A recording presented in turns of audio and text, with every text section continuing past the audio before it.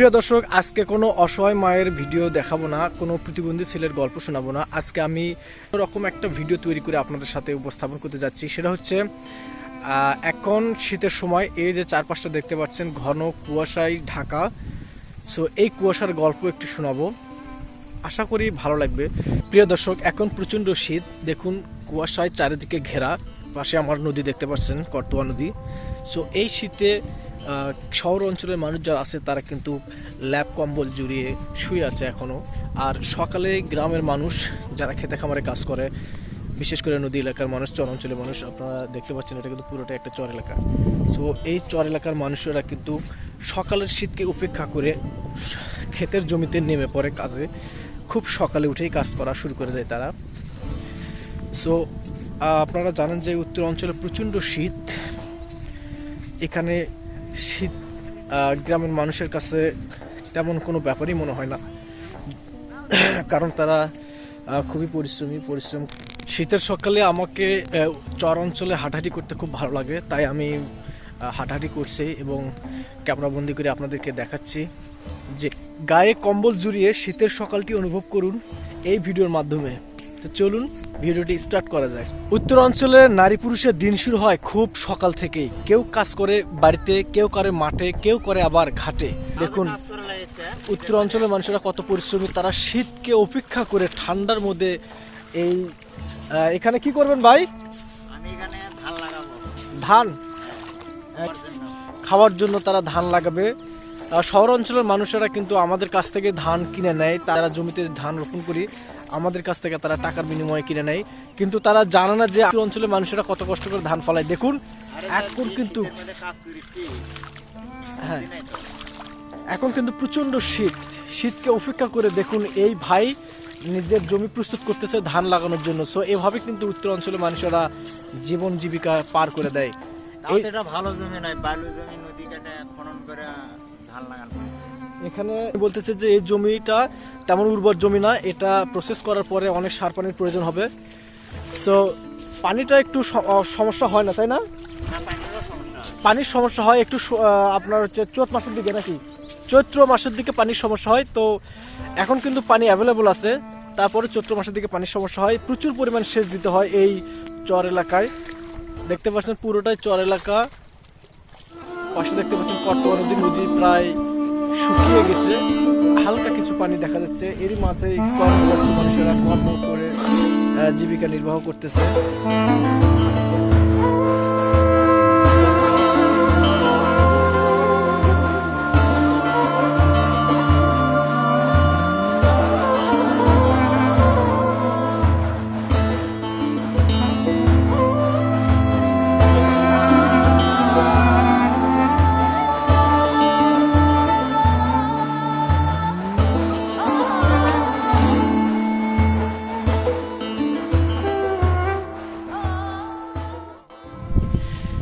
এই কনকনানি শীতের ভিতরে আমি নদীর পানিতে হাঁটাচলা করতেছি।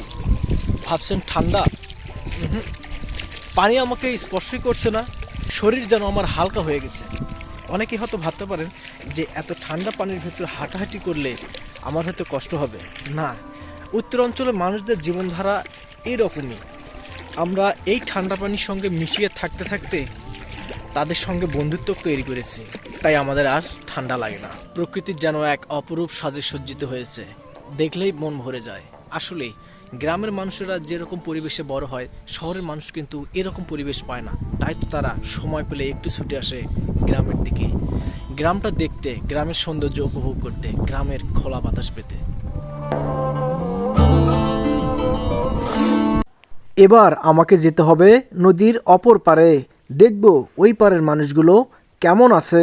নদীর কাছে আসতেই ঘন কুয়াশা, ঠান্ডার কারণে ঘাটের মাঝি নেই, তাই আমাকে নৌকায় একাই বাইতে হবে। একাই বাইতে বাইতে আমি নদীর অপর পাশে চলে গেলাম। নদীর অপর পাশে এসে দেখলাম মাঠ ভরা ফসল, প্রকৃতির এক অবয়ব সৌন্দর্য ধরে রেখেছে।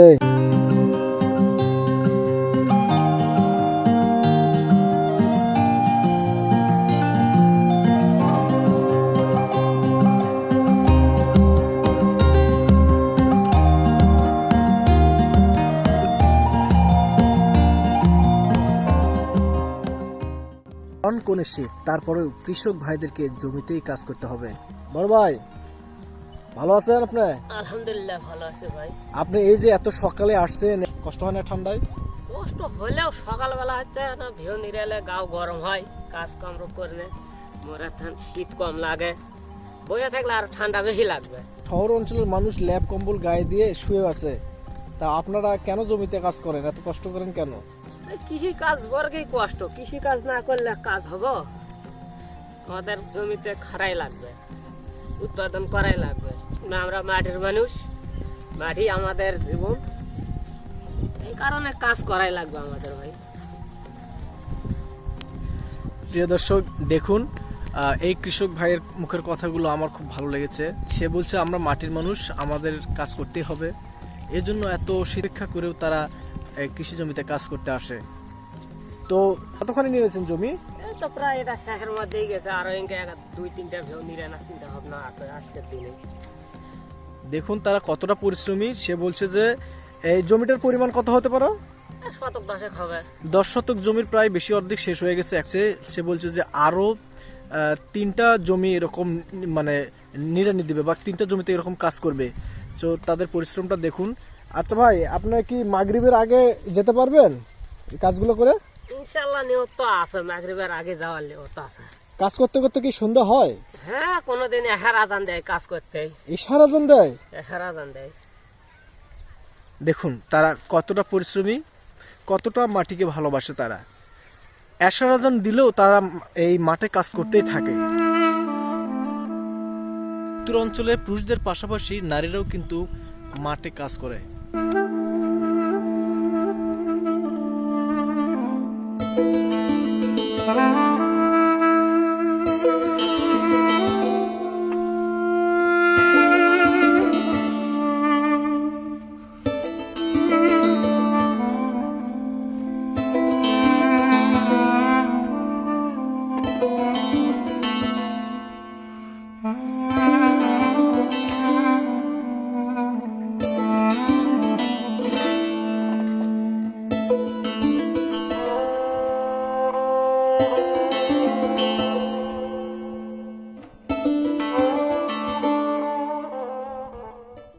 বন্ধুরা, এই ছিল ভিডিওটি।